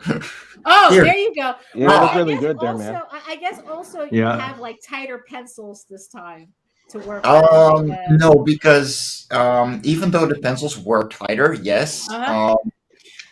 Okay, let me give you a size comparison because I got the other ones right here. I love it when it's tight. So, I love it when it's nice and tight. You know, And I definitely love doing size comparisons. Ooh, Right. Yes. Exactly. Right. Gimme. Look, when it comes to artwork, we're all size queens here. Oh, I'm definitely a size queen. I am. I'm like, yep, the deeper the better. Yeah, it's Pierce my tonsils from the other side. Right. it's been over 3 years since I've been making anything with a brush. So like, yeah, no, I'm really proud of how this is turning out. I'm happy that my artwork was able to do that for you. You were less intimidated by these pieces than I was, because I remember penciling these pieces out, and I'm going, oh my god, how am I going to ink these? Well, that's the I thing. can't ink these. That's the thing, right? Like, I don't care how they turn out. You know, I'm having fun, and I don't need them to be perfect. I don't need them to, look the best I can, because they're not a comic pages. They're not my own art. I'm just challenging myself, and making a challenge means that you make mistakes. Right. I mean, I guess it's like because I think that when I redid the blue lines, I printed out blue lines for me to ink as opposed to inking the actual pencils. It's like I felt a little better breaking that in, because it's like no matter what happened, I still have the pencils. Oh yeah. But still, there's one more piece. There's the Eros piece that I'm not looking forward to because of that geometric background. That so I don't know what to do with it yet. I don't know whether to just. It is hell. I did it freehanding, just FYI, and it is hell. Right. It is absolute hell. So, but in the end, it's like that's the thing. It's right. There we go. Yeah. Guys, my battery is about to die. Oh no! I had a 70%. Started an hour and a half ago, and now it's dying. But no, actually, no. Wait, I put the charger in. I don't know what the hell's gonna happen, but can I reserve another time with you guys? You guys are awesome. Yeah, no, you are too, man. Absolutely. Or you could just can just put the battery in and live dangerously, right? All right, I'll do that for a bit. I'm sorry. No, I don't want to start inking this thing because it's like I only have a half hour left, and I'm getting lazy. Oh. I'll just put more detail in the bucket. Right. Okay, there you go. All right. Sorry, I didn't mean to be a pussy. I apologize. No problem, man. Do the work. Yeah, I am. What is I think it bothers us a lot because I mean enough people would say that it's sour grapes, but it really actually isn't, because again it's I think what the big problem is that it's so, like I said before, it's so much easier to do now than it was when when Daphne and I were young. Because it's like if we needed reference, we literally had to go to the library. And if we were going to lightbox anything, any type of lightbox that we would get would be about $150 to $200. Yeah. ED. We'd have to run to the library to make some copies, and then if let's say they're the wrong ones, we'd have to really, really plot everything out. I mean, we did it, but especially Daphne. But the point is like now it's just, hey, I'll just download something from Google and I'll Greg Landify the whole fucking page, and that'll be the wiser. And it's like, it's like. You're just insulting other people's intelligence, and I really think it's high time that people like that get called out. It's like, you may have like a right to make a living, but when you're spitting in the image of in the face of people who have done this a lot longer and better than you, you all you're doing is just pissing me off, and it's like. Yeah, especially, I mean, and it's like, and honestly, it's like when you have to sit next to these people for an entire weekend, where it's like these are people, and sometimes it's like these are people who it's like they just didn't bother with their craft or whatnot, that it's like that they really are just hobbyist amateurs, like they're just both. And people are just gushing over their stuff because it's a licensed property that they don't own, but it's like, but they look at my stuff, but I don't know your character, so why should I spend money on that? Yeah. And they don't know what they are doing also. So. Right, exactly. And it's like, but meanwhile, you get the guy next to me drawing this shitty version of Harley Quinn, and it was like, oh, it's Harley Quinn. Oh, how much is that? How much is that? And I'm sitting there going, really, bitch? Really? I mean, talk about having to eat shit all weekend. It's like, and that's what it feels like. I mean, a cosplayer walks away eventually. But it's like when you have to sit next to them, like this person is sitting next to you and they're thinking they're an equal. I mean, now mind you, I'm getting extremely elitist at this point. But you know what? I've just spent, especially these, I mean, I work way too hard on my shit for some guy to just pick it up as a hobby, figuring that he could just scribble a picture of Deadpool and sell it for $20, and he's sitting next to he's sitting next to me at a convention and thinking like, oh yeah, we're the same. I'm like, fuck you, we are not the same. No, that's right. And here's the thing, that counts for every single one of us right now. Yeah. Including MarV.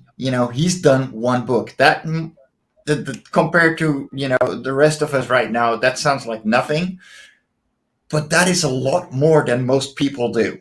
Right. And he's nearly done with book 2. That is even bigger. Yeah, almost done. Yeah.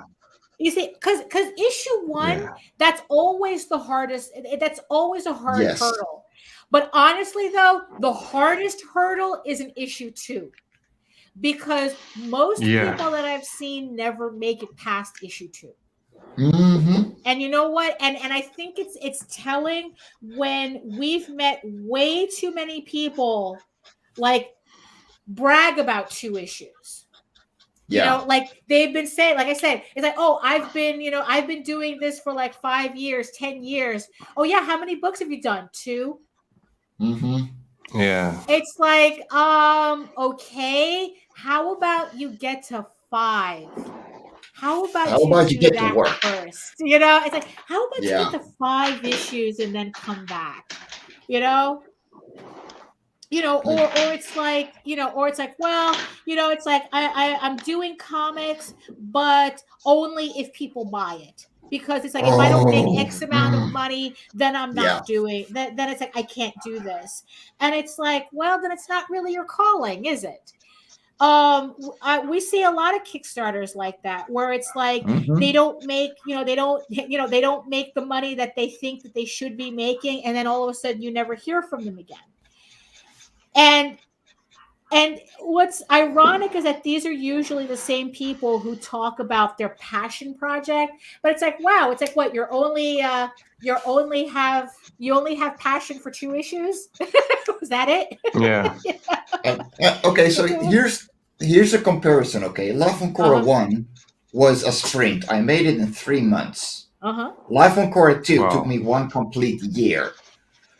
Because issue 2 is so much fucking harder, And then issue 3 was another 4 months. Yeah. And then 4 and 5 were 4 months. It's I gotta speed up.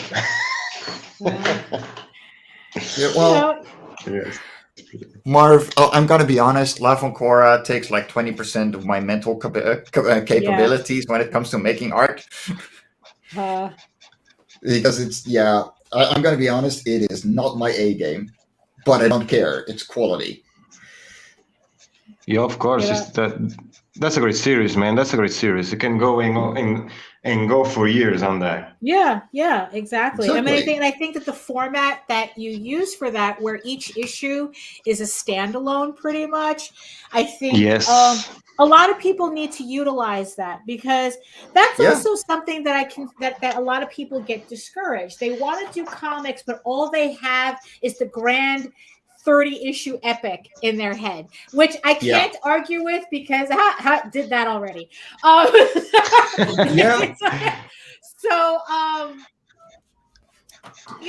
but the thing is, though, if like you're the type that you want to do a comic, but you're not sure what you want to do, and in the end, you're not sure if you're going to commit to it. I mean, which is also something realistic that that you have to think about as well.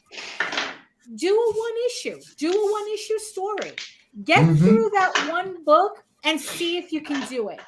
And then when you're ready, when you finish that one issue, look back on what it took to get that first issue done, and then decide whether you want to continue with that. Yes. But here's the thing, though. It's like, if you decide you're not going to do that, that's fine. But don't friggin' write on that one issue like it's your major accomplishment. Yeah. I mean, it's like, look, you did the one issue, that's great. But one issue does not make a career. No. Okay, I mean, what am I looking at right now? Talking about that, what I feel about the first, it was exciting to make. It was hard to make the first Sin Killer, but I'm over it right now. I'm barely. When I got the books, I was always looking at it. I did it. I'm very proud of what I've done, but now it's in the past. This is the present now, and that's what I'm focusing now. It's just make the second one, and then it will be the past again. I don't want to know anything about it again. So always moving forward and look with some nostalgia, but thinking about doing it better and better and better, and hopefully move on to other stuff too. Well, right, and that, because I don't want to do the Sin Killer forever. Right. And that's fine. Yeah, that's exactly. I mean, not every story is meant to be an epic. Sometimes a story is just meant to be 2 issues or 1 issue. Yeah. And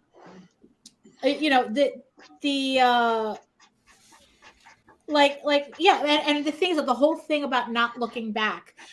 I agree with that, because it's like, when I decided to do Eagle Raven in color, I had a choice. I gave myself a choice. It's like, okay, I know that the inks, that the artwork that I've done, like the inks are a little dated and whatnot, and some things. It's like, how far do I want to go with revamping this? And I decided that what I was just going to do was I was going to fix what I felt were really obvious mistakes. But in the end, I had to leave it as is mostly. So because it's like, look, I'm not the same artist, regardless. And I don't want to be that person redoing their issue 1 and chasing that unattainable perfection. So so in the end, it's like, I decided that what I was going to do was I was just going to fix what I could, but pretty much respect the artist that I was when I did the original pages and move on. It's like, if anything needed to be improved, I was going to do it on the next issue and the next issue and the next issue. I wasn't going to worry about, well, this one issue isn't perfect. No, you have to move on, fix it on the next issue. And what happened is that I just, I finished, issues 6 and 7, the pencils, and there's such a jump in the penciling quality that it's like, this is where I'm going. Yeah. I can't afford to look back. If I kept looking back, my artwork wouldn't have jumped to where it needed to be. So, I have the same going on, with my colorist reworking issues 1 and 2, because I want, for the volume, I want her colors all over the thing, and I could have gone back, and completely rehauled both of them, because I'm far from. I'm a million miles from where I used to be, because there's like 500 pages in between. So instead, I just sent her the PSD files and went, you know what? Good luck, have fun. Salvage what you can. Right. Because you're never going to be the same person you were yesterday or tomorrow. Right, exactly. I mean, it's like, look, no matter, your issue 1 is not going to be the same as your issue 5. Or your issue, or your issue 3. Like with Tall Tales, I didn't start getting I didn't start getting my steam until issue 4. So between issue 1 and up until issue 4, it's like, that's where you see the artistic change happen. That's going to happen regardless. So we just have to accept, better to move forward, better to have done than perfect, because you can never get perfect. So get it done, and that's the important thing. And again, I think that's also what separates us from the people who are kind of like, oh, I wish, it's like, well, because you're just wishing, we're doing. And not only that, but we're accepting the limitations of what we're doing and pushing forward anyway. Mm-hmm. As opposed to, because another thing that I kept meeting people who, it's like someone tells them that they suck and then they never draw again. And it's like, really? It took one person to do that? Are you kidding me? It's like, really? I mean, that's it? That's all it took? I did an exhibition. I did. Sorry, Daphne. Sorry. No. Go ahead. Uh-huh. I did an exhibition a few years ago, maybe 2010 or whatever, and there was this guy telling me in front of everybody that my paintings was shit. Literally. Right, yeah. Uh-huh. Shit. Yeah, in front of everybody. The gallery filled with people, and he was saying that, and I didn't care. Right, yeah. Even with the gallery filled with people.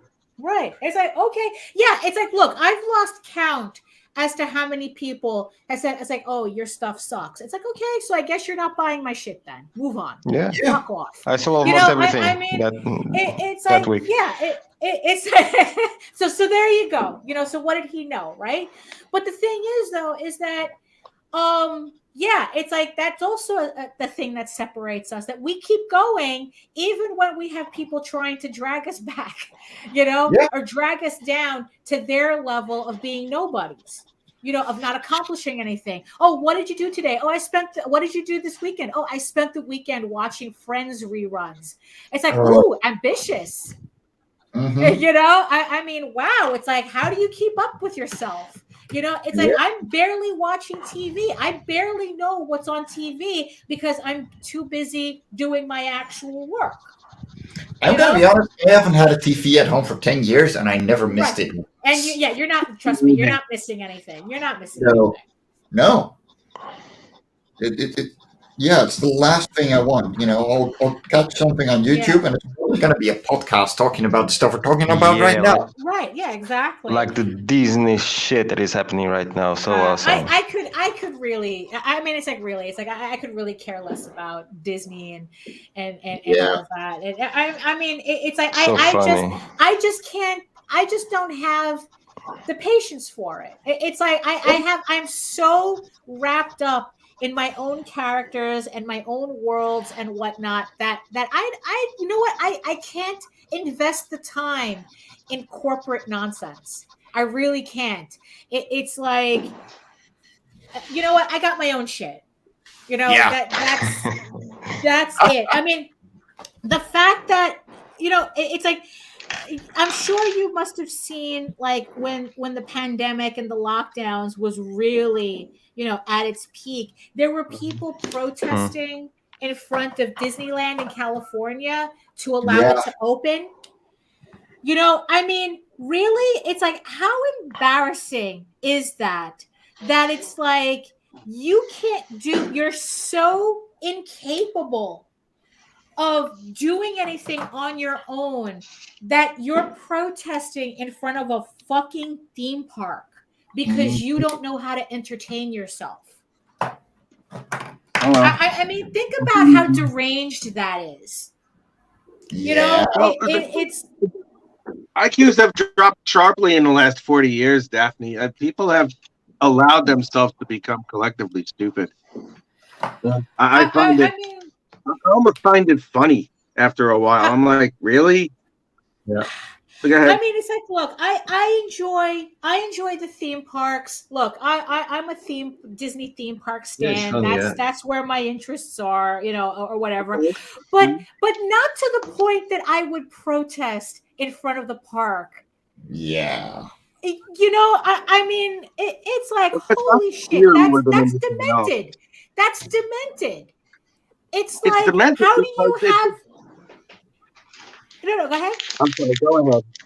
No, because I lost you. I lost you there. You kind of glitched out there. Well, what happens is that you see all this protesting, all that screaming, and all that yelling about, how the pandemic isn't real, and Dr. Fauci is here to just eliminate straight people so all the gays can take over, or whatever the fuck. They're just scared out of their minds. They're scared of something. not only that they're not just scared, but I think so many things in this world have been so sensationalized. It's like whenever you see a movie about like a pandemic or like this crazy virus, usually people's eyes are exploding or their tongues are developing and they spit out their teeth and shit. All the virus is doing is it's like nothing. You just get sick and you die. Right. Yeah. It's like you're just drowning in your own lungs. That's all. Yeah. That's it's nothing theatrical. You see what I'm saying? Yeah. What I'm saying is that it's not believable unless something really, truly horrific on a visual level happens. Well, right. And that's also something that I learned from this whole thing as to like how much of our collective information does come from movies, and what we think is like a real thing is just actually shit that we learned from movies, and we don't know what the actual thing looks like. Yeah. I mean, it's like people, it's like, oh, because people's eyes aren't exploding out of their heads, the pandemic is not real. I think that's the reason why Ebola scared more people than this, because I think that, you kind of bleed out the eyes when you have Ebola. So it's a little dramatic. It's a little dramatic. But the thing is, though, is and it's just really weird. Like, because I went through a whole, like, Hurricane Sandy, I think happened, 10 years ago, 15 years ago? I don't remember. It was a while. And so I became obsessed with hurricane preparedness and survivalism and all this weird things because the reality of what I was seeing in my own neighborhood was kind of scaring the shit out of me. Where it's like people were like, there's a phrase that's saying that you're only 3 meals away from complete anarchy. And that's exactly what I was seeing after Hurricane Sandy, where it's like people were literally getting into fistfights over gasoline in a city that you can walk in. Yeah. It's not like we live in the middle of Australia. It's not like we live in the middle of Pennsylvania country. We live in New York City. You can walk to everything. And people were bugging out. So I became, so it's like, so I was studying a lot of survivalism and all this, and what I was learning is that people really didn't know what actual survivalism was. It's like everything was based on friggin' Mad Max movies, but not the reality of an actual hurricane that happened outside your door.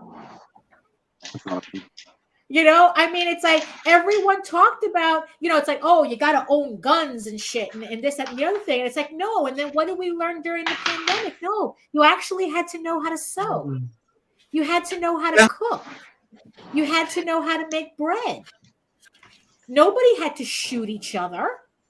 I mean, it's like, and it's just like. It's fun, man. I like that. And it's like, and it's just, and it's like, and everyone's like, oh, so because it didn't look like a Mad Max movie, because we didn't have fucking Immortan Joe outside our door, that the pandemic's not real, that it's not real, nothing's real. Well, it's real, all right. It's still going on. It's still going on. It's just that now it's at a point where it's quote unquote manageable, but the ethics from really, really foolish, really, really greedy piece of shit politicians that they're saying that it's manageable. Like in the UK, Boris Johnson, the that he did, he broke just about every rule that he was talking about. Right, because the shit was fake, and then it's like, well, that's what he thinks. That's what his thing is. But it's like, as soon as the investigation starts ramping up, he decides it's like, oh, okay, the pandemic is not as bad as it was before. So we're going to make all restrictions, and now people are busy going outside and being human. The second a vaccination became available, all these same assholes were crawling all over themselves to be the first ones to get it. Oh, yeah. If the shit was fake, then why are you so concerned about being the first one to get a vaccine? Same thing happened in Congress. Those motherfuckers were lining up the second a vaccine was announced. You were the same assholes telling everybody that the shit was just the flu and it was just an exaggeration. But now that there's a vaccine, you guys can't get that shit fast enough. Really? But again, it's like it's like people aren't here for our socialist commentary. So let's continue shitting on cosplayers and print artists. We're having fun. That's what matters. I swear to God, we need to have you on more often. Okay, all right, that's fine. I got a lot of work to do. I got a lot of work to do. No, I mean, I've got a question. Okay, what do you got? Okay, so this is go ahead. This is for me, right? But I think a lot of people might be interested too. It's about audience. So how to catch an audience? How to know where to catch the audience between Kickstarter or Indiegogo? How to choose where to make a campaign? Because for me, Meredith told me once that I should go to Kickstarter, but I don't even know how that works in terms of being able to make like an investigation about if it's a good idea or not to go to this or to that crowdfunding platform. So what do you think about that? How I have a genre, right? How I know. Yeah. Here's my suggestion, right? Try it. You don't know until you try it. It completely depends on your IP, how you promote it. And you did really well on Indiegogo, so I suggest, on that regard, keeping to Indiegogo. But you can do a Kickstarter as well. Start with Kickstarter and go to Indiegogo afterwards, or the other way around. Yeah. I mean, it's like there's a... Okay. So here's the thing. Now the thing is, it depends on what exactly you're trying to accomplish. And what audience you are trying to cultivate, because Indiegogo and Kickstarter, they both have different audiences, but not only that, they both function very differently. Kickstarter is a lot easier to cultivate an audience than Indiegogo. Why? With Indiegogo, you have to bring your audience. With Kickstarter's algorithm actually helps push a lot of new campaigns into the system so that people can find. There's a lot of discoverability on Kickstarter. That's why there's this whole thing about making sure that you have a really, really good first 48 hours, utilizing a pre-launch page and whatnot, because the faster you're able to grow, if not fund, on the first 48 hours, the more the algorithm will randomly recommend you to people. Yes. So the algorithm is set up to actually promote you, to help promote you. I mean, it's not going to do all the work for you, but Kickstarter will promote you and will make it a lot easier for people to just randomly find you. Indiegogo doesn't do that. Indiegogo, you have to bring your audience with you, which honestly for me defeats the purpose of it. If I have an audience already, then why would I bring that to Indiegogo when technically Kickstarter would benefit me even more? So with Indiegogo, you have to cultivate your own audience. They will not, the algorithm doesn't promote you. It doesn't make it easy to find projects.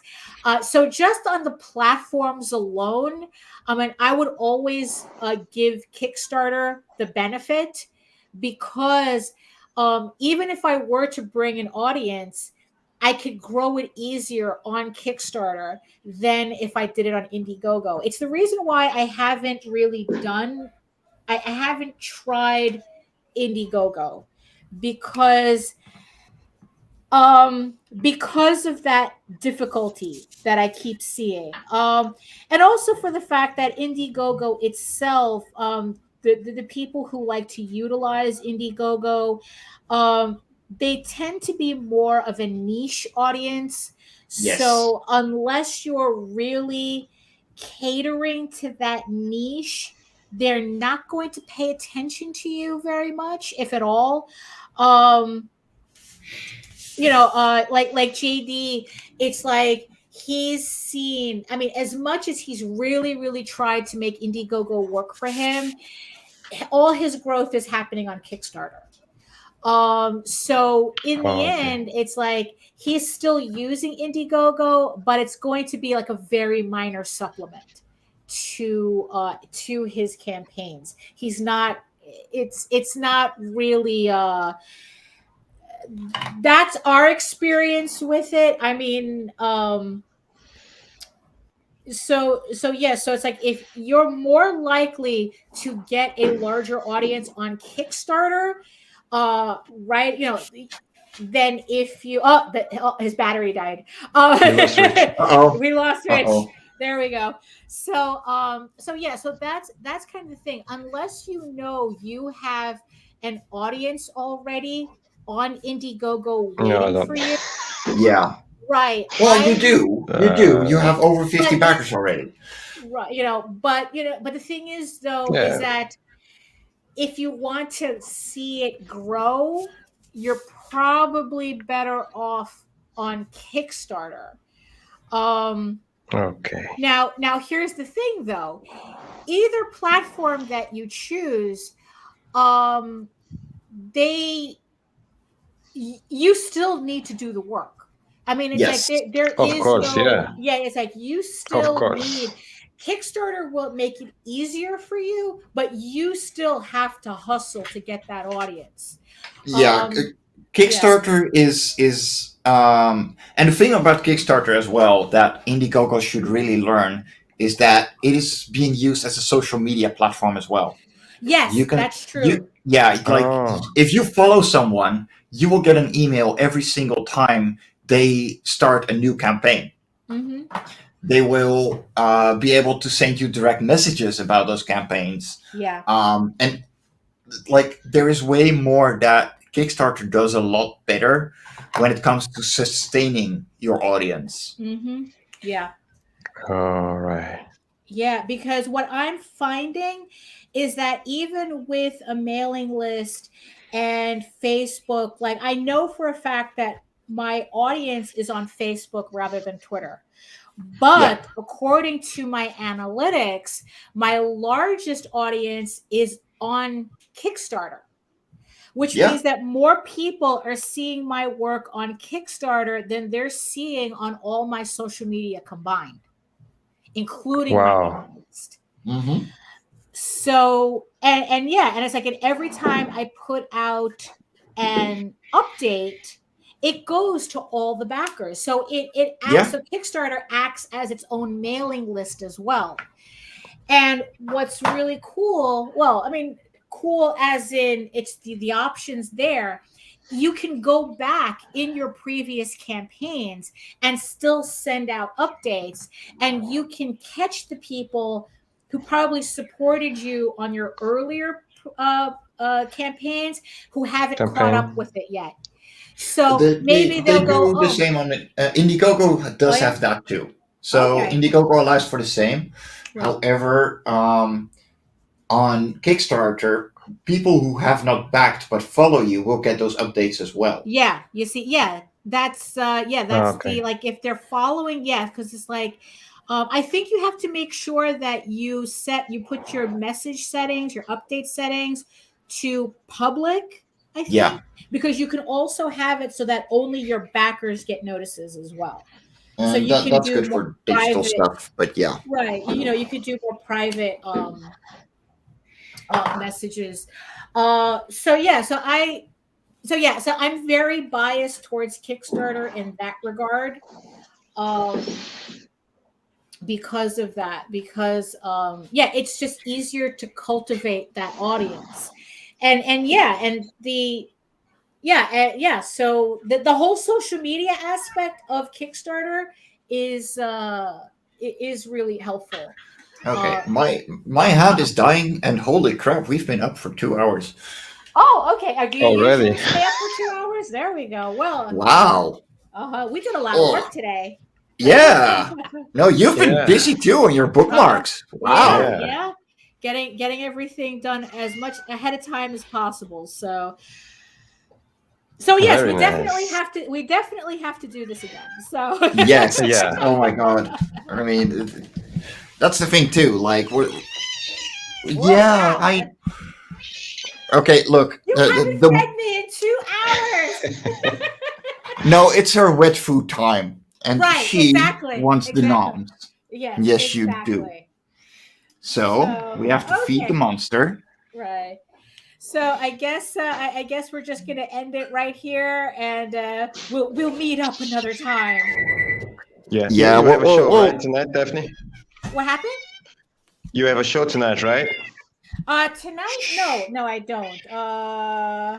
The last weekend of the month, right? Oh yeah, the last So I did my House of Bob show for the month.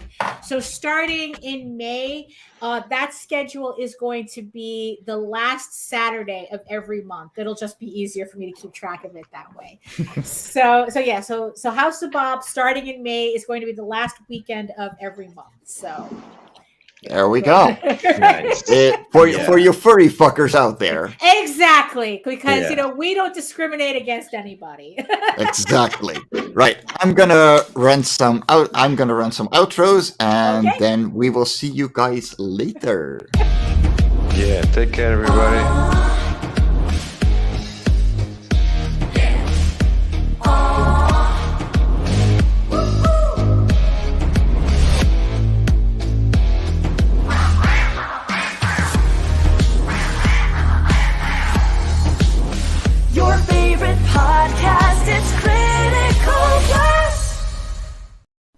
Now on Sunday mornings, longtime independent comics creator Randy Zimmerman brings to you a podcast that talks about the lighter and more whimsical side of comics, the fun side of comics. That's right.